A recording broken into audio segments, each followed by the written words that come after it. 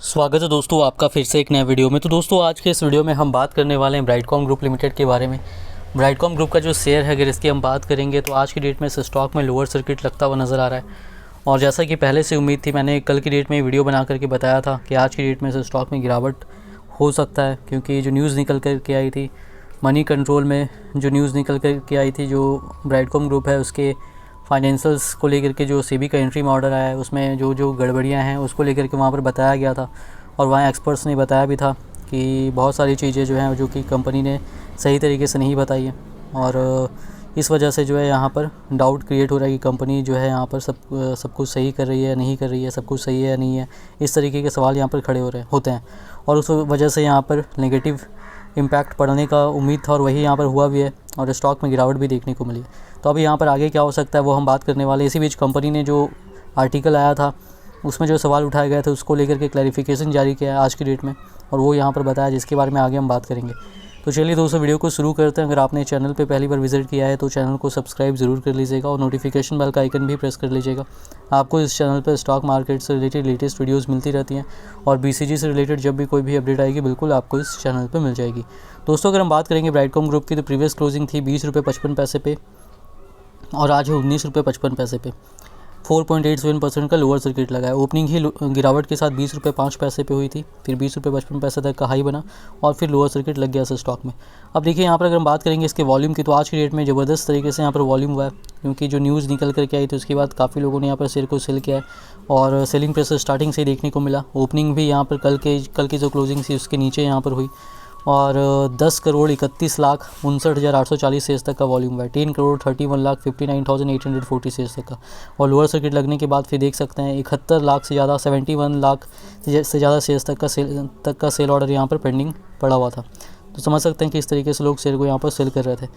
Delivery percentage 34.84% तक का NEC पर है। BSE पर अगर हम वॉल्यूम की बात करेंगे तो यहाँ पर भी जो वॉल्यूम हुआ है 2,17,03,495 शेयर्स तक का हुआ है और यहाँ पर भी लोअर सर्किट इस स्टॉक में लगा है।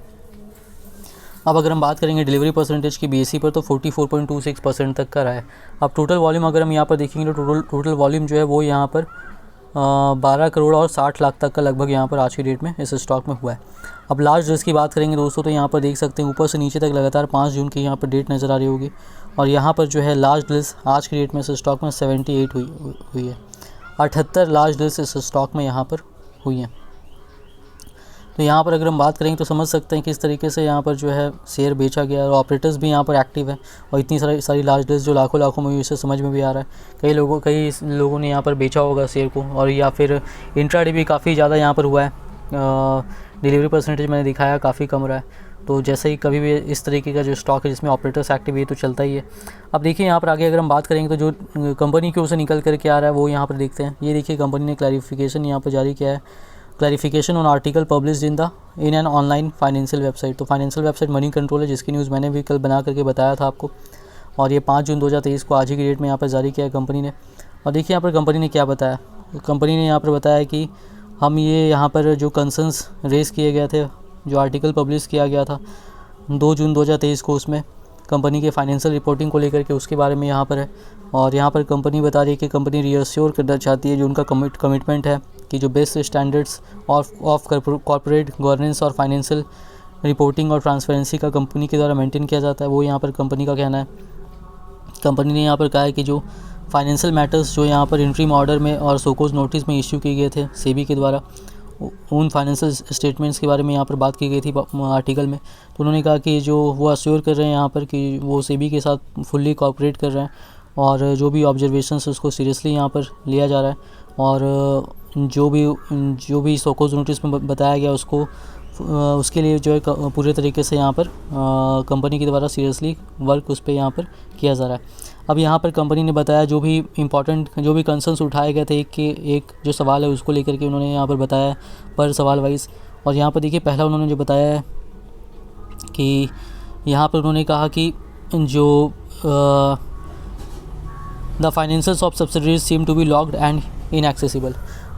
जो आर्टिकल था उसमें कहा गया था कि कंपनी की अगर वेबसाइट पर जाकर के हम सब्सिडरीज़ के फाइनेंशियल देखें, जो उन्होंने 4 सब्सिडरीज़ का अपलोड किया है, उन 4 में अगर हम उसके फाइनेंशियल स्टेटमेंट्स में जाते हैं तो वो लॉक्ड आ रहा है, उसको कोई देख नहीं सकता है।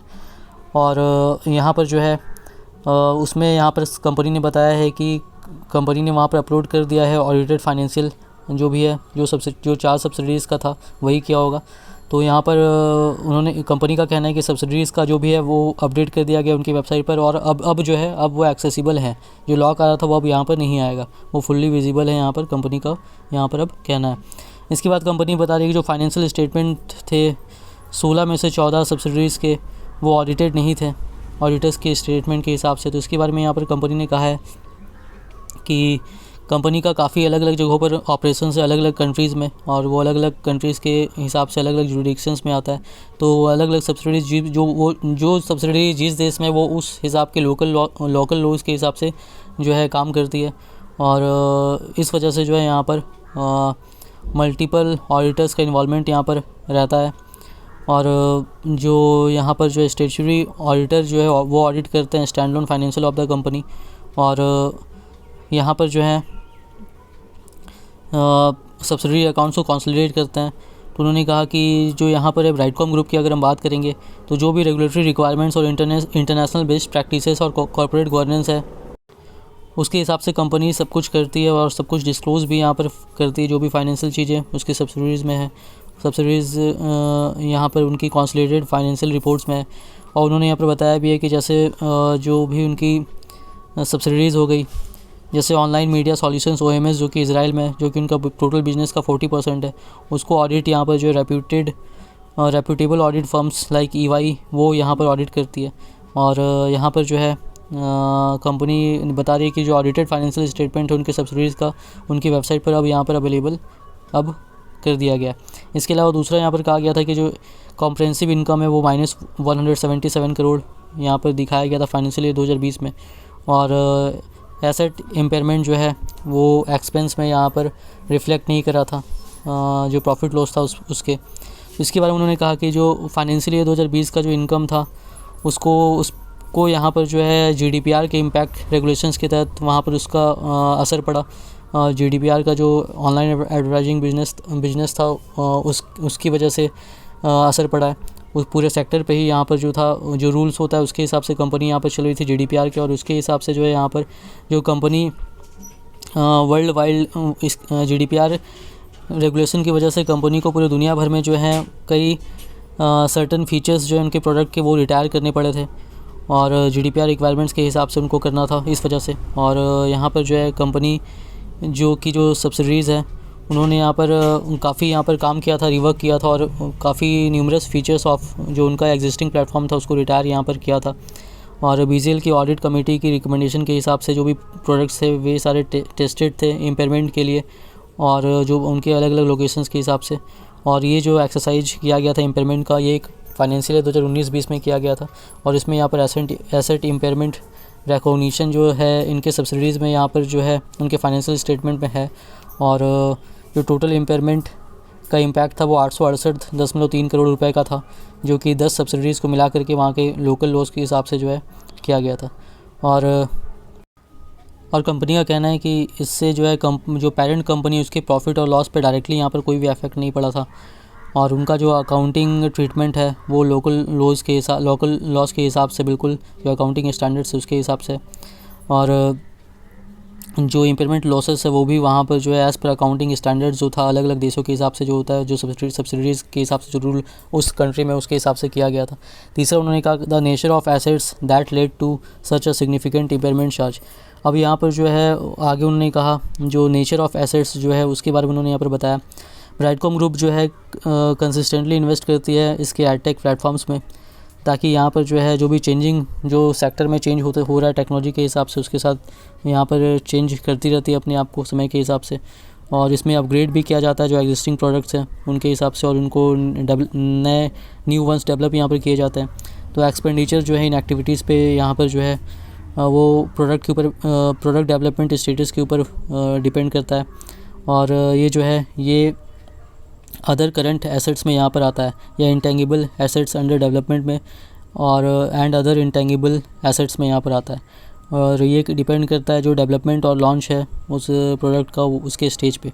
एसेट इम्पेयरमेंट चार्जेस जो हैं ये कॉम्प्लेक्स अकाउंटिंग ट्रीटमेंट है, और ये उनका कंपनी का कहना है कि वो जो भी अप्रोप्रिएट प्रोफेशनल जजमेंट है, उनके हिसाब से जो भी चीज़ें हैं सब कुछ यहाँ पर हैंडल की जाती है कंपनी की ओर से की गई हैं।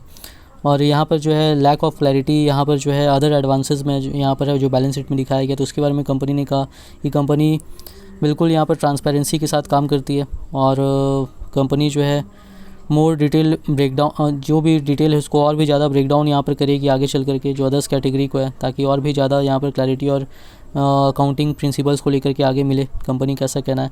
इसके अलावा जो डिफ़ॉल्ट ऑन पेमेंट्स का गया जो एक्सिस बैंक को था और जो टैक्स ड्यू था कंपनी का कैश रीच होने के बावजूद ये सब जो डिफ़ॉल्ट हुआ, तो उसके बारे में कंपनी का कहना है कि जो लोन था वो यहाँ पर जो है वहाँ जो है वो stem the loan recall issued stemmed from the third party collateral owners, और जिन्होंने जो थर्ड पार्टी थे हु विड्रॉ उन्होंने जो अपना सपोर्ट विड्रॉ कर लिया था और इसकी वजह से जो है लोन को यहाँ पर क्लोज़ करने के लिए, और उसकी वजह से जो है यहाँ पर ये सारी चीज़ें यहाँ पर डिफ़ॉल्ट हुई थी। और जो है उन्होंने कहा कि ये जो लोन्स है ये कंपनी ने मार्च 2021 में यहाँ पर जो है क्लोज़ कर दिया था और कंपनी जो है यहाँ पर इसी के साथ कंपनी जब 2021 में कंपनी ने ये सारा जो दिक्कत हो ये सारा जो लोन था वो क्लोज़ कर दिया, तो उसके बाद कंपनी डेट फ्री कंपनी हो गई थी। तब से अभी भी डेट फ्री कंपनी है और कंपनी जो है लगातार इन्वेस्ट कर रही है जो भी अपॉर्चुनिटीज़ मार्केट में है उसके हिसाब से। और अभी इसी का असर यहाँ पर देखने को मिला है कि पिछले कुछ समय से कंपनी का जो रेवेन्यू है वो 76% के हिसाब से यहाँ पर जो है इंक्रीज़ कंपनी का हुआ है और यहाँ पर जो है ये बढ़ करके 5,019 करोड़ तक पहुँच चुका है। तो कंपनी का कहना है कि सब कुछ यहाँ पर सही है, जो भी इसमें बताया गया उसके जवाब यहाँ पर बहुत सारी चीज़ों की कंपनी ने दिए हैं। तो देखिए यहाँ पर दोस्तों अगर हम बात करेंगे तो कंपनी कोई भी कंपनी, यहाँ पर मैं नहीं कह रहा हूँ कि ब्राइटकॉम ग्रुप गलत है या सही है, सही भी हो सकती है गलत भी हो सकती है। कोई भी कंपनी अगर सही नहीं भी है तो भी वो अपने आप को तो सही बताएगी। तो देखिए यहाँ पर बहुत सारी चीज़ें क्लियर नहीं है और मेरे हिसाब से सेफ़ रहना चाहते हैं तो इस स्टॉक में इन्वेस्टमेंट से बचे वही यहाँ पर ज़्यादा अच्छा रहेगा, ये मेरी राय है। इन्वेस्टमेंट करने के पहले अपना रिसर्च ज़रूर कर लीजिएगा। अब इस स्टॉक में हो सकता है कि और भी लोअर सर्किट यहाँ पर देखने को मिले, अब देखना है कि मार्केट कैसे रिएक्ट करता है। हालांकि ऑपरेटर्स एक्टिव है तो अचानक से कुछ भी हो सकता है इस स्टॉक में। इन्वेस्टमेंट करने के पहले अपना रिसर्च ज़रूर कीजिएगा। वीडियो पसंद आए तो वीडियो को लाइक कीजिएगा, चैनल पर पहली बार विजिट किया तो चैनल को सब्सक्राइब ज़रूर कर लीजिएगा।